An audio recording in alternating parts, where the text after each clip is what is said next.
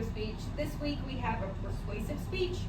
So we picked a topic that I felt passionate about, that I knew a little bit about, researched a little bit more, and put together this presentation and speech for you. My topic was expanding the Region 7 pain control medications. So I am a paramedic that operates in Region 7, and that's just basically our zone of our hospital systems. And I am advocating for additional medications for that pain control. So I became a paramedic when I was 20 years old, and out of the gate I was allowed to give 80 plus medications, including fentanyl and morphine, to highly addictive narcotic substances. However, I was not allowed at the time to give Tylenol on my ambulance simply because I didn't have it. So I'm going to run you through a couple of hypothetical situations. That's our fentanyl, that's our morphine, come in the vials, injected through IV. Like I said, as you might know, highly addictive substances, both opioids and narcotics.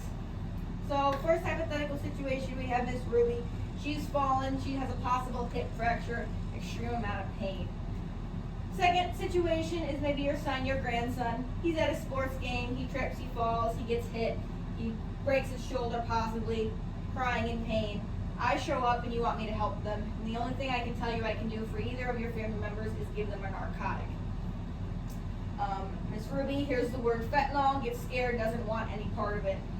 You don't want to give your son a highly addictive dose to a pain medication, even though it can help him. You're more scared of the effects of that drug you're giving to him than what could help him. So these situations are hypothetical for you all, but I have actually witnessed multiple occasions of this exact thing. Somebody hears the word fentanyl, they don't want it, they say no. Somebody doesn't want their child being given that highly addictive drug, so they refuse the medications, and we have a 10-minute transport time of them sitting in pain with me staring at them, not able to do anything for them except maybe an ice pack if that'll even help for them. I think offering just narcotics can be more harmful to the exact patients that we're trying to help, and increasing our options for pain medications of less addictive, non-narcotic drugs can increase the amount of people that we help. So why do we have narcotics on our rigs? I did an interview with a coworker, her name is Stephanie. She used to be our coordinator and worked directly with the hospital systems. She was also an advocate for having more than just narcotic-based medications.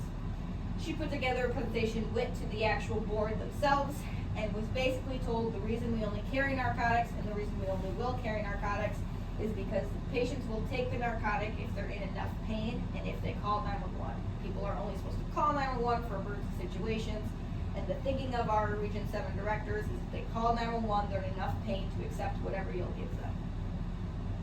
So there's a couple reasons of why I think that statement was a little harsh and not realistic for the real world that we're in today. These medications have really high addiction rates.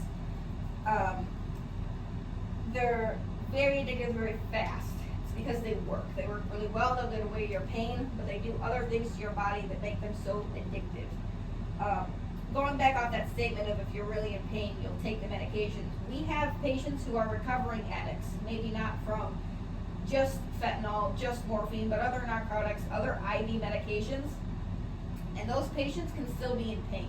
Even the patients who are currently addicts are still in pain if they're in pain.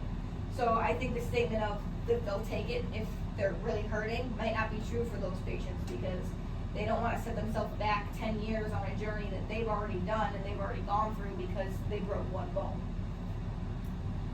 Another drawback of these narcotics and some patients that we're not being able to help is the patients who are uncomfortable around these drugs.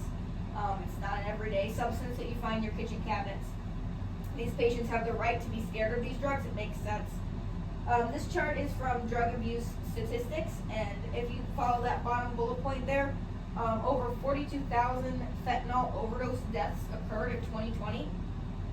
So this is why those narcotics are so scary to people, is because they know the effects that they have, the real world effects that are taking place after these drugs are administered.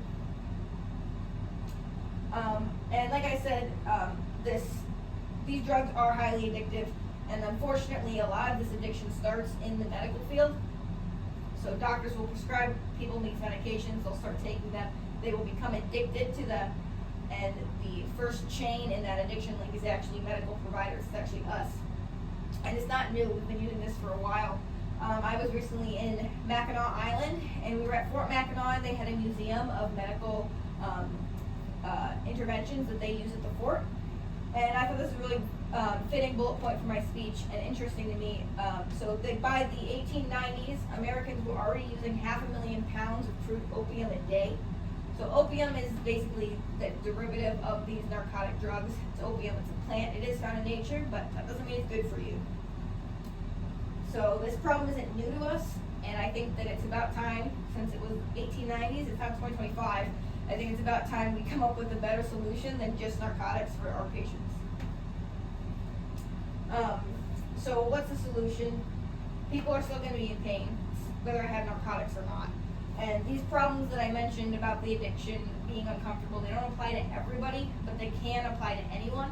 And my job is to help anybody who needs it.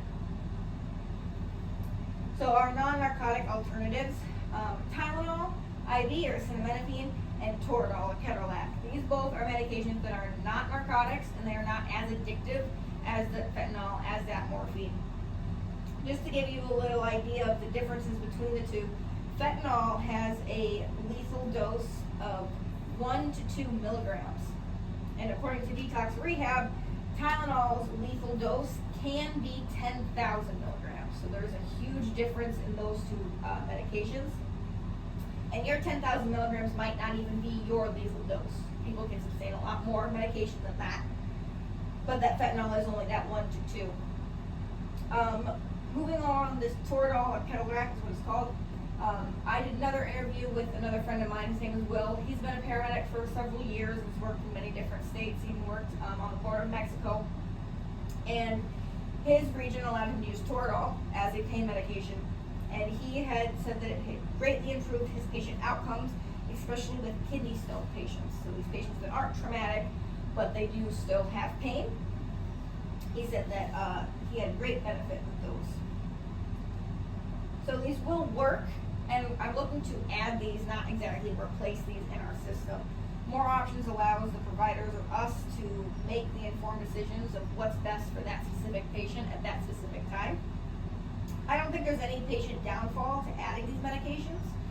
These medications are well within our rights and certifications to give. And I have a strong belief we should be treating our patients at the level we're trained to. When I graduated school, I was allowed to give 80 plus medications, trained and learned about every single one of them. In the current system that I'm at, in the current ambulance I am on, I only have 27 according to our Region 7 SMOs, which is basically our book of what to do.